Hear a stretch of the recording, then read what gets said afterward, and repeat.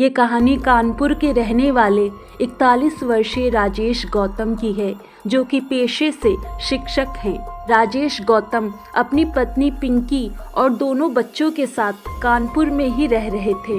राजेश गौतम 45 करोड़ संपत्ति के मालिक थे, यानी उनका रहन सहन दूसरों से अलग था। वे अपनी बीवी बच्चों के साथ एक खुशहाल जिंदगी जी रहे थे। राजेश हर सुबह मॉर्निंग वॉक पर जाया करते थे। 4 नवंबर को वो हर रोज की तरह मॉर्निंग वॉक पर जाने लगे। तभी उनके 9 साल के बेटे ने उनके साथ चलने की जिद की। उसने कहा, पापा मैं भी आपके साथ चलूंगा। राजेश ने कहा, ठीक है बेटा, चलो साथ। राजेश अपने बेटे को जैसे ही बाहर लेकर निकले थे, वैसे ही पत्नी पिंकी ने अपने बेटे को रोक दिया। उसने कहा, बेटा मॉर्निंग वॉक पर पापा को ही जाने दो, आपका एग्जाम है ना, चलो जाकर स्टडी करो।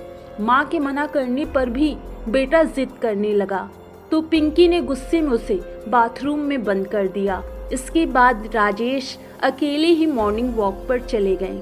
वो जब रास्ते में थे, तभी एक बेकाबू कार उन्हें कुचलकर भाग गई। राजेश ने वहीं पर दम तोड़ दिया। राजेश गौतम की मौत एक अनहोनी थी या जानबूझकर की गई साजिश, वो आगे चलकर पता चलेगा। लेकिन उस 9 साल के बेटे की जान बच गई।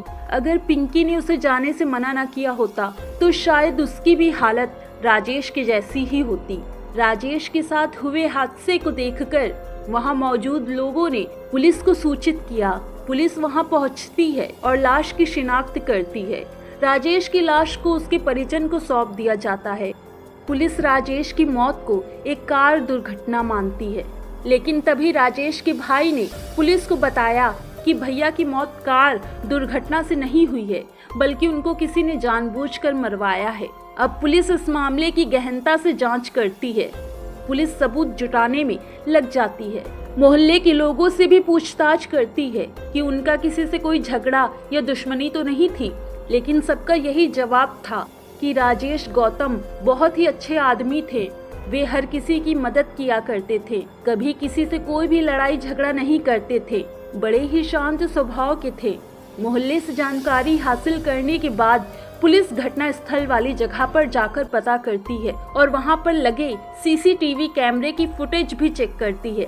पुलिस जब 4 नवंबर वाले दिन की फुटेज देखती है, तो फुटेज में राजेश गौतम वॉक कर रहे थे। तभी एक कार उनको कुचलकर चली जाती है।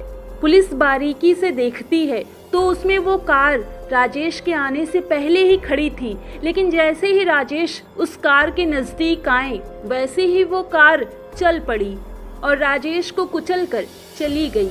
इस घटना से पुलिस को ये यकीन हो जाता है कि किसी ने जानबूझकर राजेश गौतम को मारा है।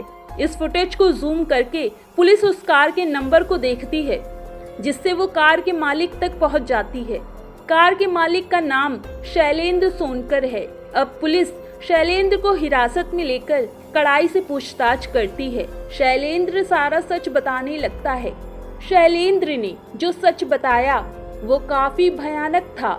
शैलेंद्र पुलिस को बताता है कि साल 2001 में मैंने राजेश गौतम का घर बनाया था। मैं राज मिस्त्री हूँ, लेकिन राजेश ने मेरा बकाया भी नहीं दिया। इसके साथ ही वो अपनी पत्नी पिंकी को भी बहुत मारते पीटते थे। दरअसल मैं जब उनका घर बना रहा था, तो मेरी नजर पिंकी पर पड़ी। वो बहुत खूबसूरत थी। मैं उसको पसंद करने लगा। वो भी मुझे पसंद करती थी और मेरे से हर बात शेयर करती थी। धीरे धीरे हम दोनों एक दूसरे से प्यार करने लगे। पिंकी 2 बच्चों की माँ होने पर भी मेरे साथ रहना चाहती थी, क्योंकि राजेश उसको बहुत मारता पीटता था। वो इन सब से तंग आ चुकी थी। एक दिन तो हद ही हो गई। जब मैं पिंकी के साथ उसके घर पर था, तभी राजेश ने हम दोनों को रंगे हाथ पकड़ लिया। उसको हम दोनों पर शक पहले ही था, बस वो अपने शक को यकीन में बदलना चाहता था।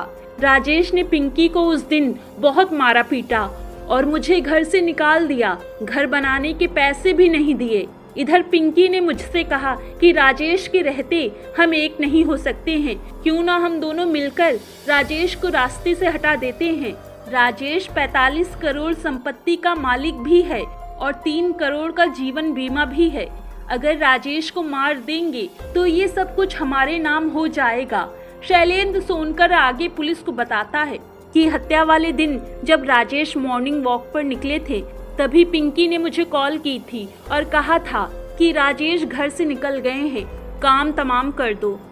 मैंने 1.5 लाख रुपए में एक ड्राइवर हायर किया था और उस ड्राइवर ने राजेश को कार से कुचल दिया। अब पुलिस उस ड्राइवर को पकड़ती है जिसका नाम विकास सोनकर था। विकास पुलिस को बताता है कि मेरा काम सिर्फ राजेश की हत्या करना था। जब मैं राजेश को कार से टक्कर मारकर जा रहा था तो कार का टायर फट गया था। मैंने शैलेंद्र को कार में बैठा लिया। विकास के मुताबिक उसे हत्या के बाद बड़ा बिजनेस शुरू करने और कंपनी में पार्टनर बनाने का लालच दिया गया था।